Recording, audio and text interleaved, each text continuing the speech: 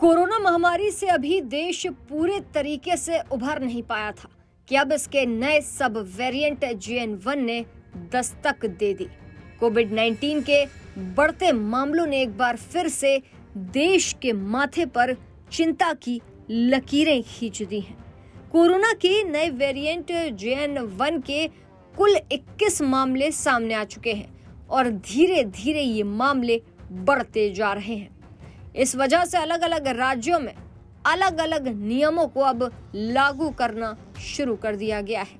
बता दें कि कोरोना के नए वेरिएंट को देखते हुए चंडीगढ़ प्रशासन ने बड़ा फैसला लिया।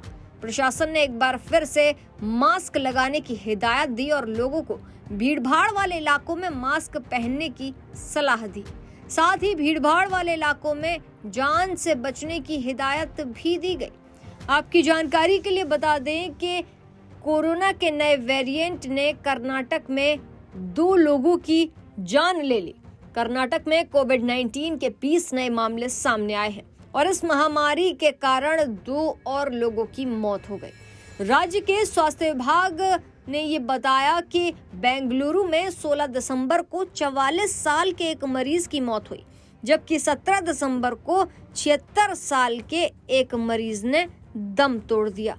उनमें से एक मरीज ने बीमारी के लक्षण जो है उसके शरीर में नहीं दिखे, जबकि दूसरे मरीज को सांस लेने में समस्या थी और दोनों की ही मौत हो गई।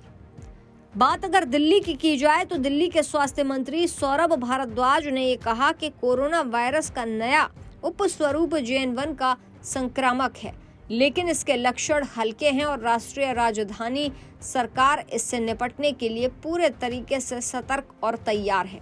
देश में कोरोना वायरस संक्रमण के मामलों में बढ़ोतरी के बीच अधिकारियों ने ये कहा कि दिल्ली सरकार जिनोम अनुक्रमण की निगरानी बढ़ाएगी। राजस्थान में क्या तैयारी है कोरोना के नए वेरिएंट की, ये भी आपको बता देते हैं। दरअसल देश में कई जगह कोरोना वायरस के नए मामले सामने आने के बाद राज्य चिकित्सा विभाग को सतर्कता बरतने और एहतियात आवश्यक तैयारियां करने के निर्देश दिए गए हैं, जिसके चलते सभी से मास्क लगाने की अपील भी की जा रही है।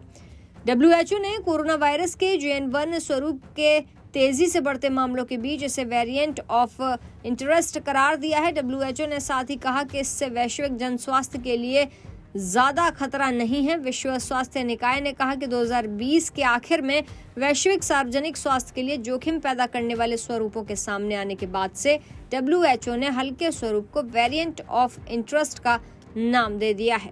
भारत में कोरोना वायरस संक्रमण के 21 मई के बाद सबसे अधिक 614 मामले दर्ज किए गए, जिससे उपचाराधीन मरीजों की संख्या बढ़कर 2311 हो गई। फिलहाल आपकी जानकारी के लिए बता दें कि गाइडलाइंस जारी कर दी गई है। सभी से कहा गया है कि मास्क जरूर लगाएं।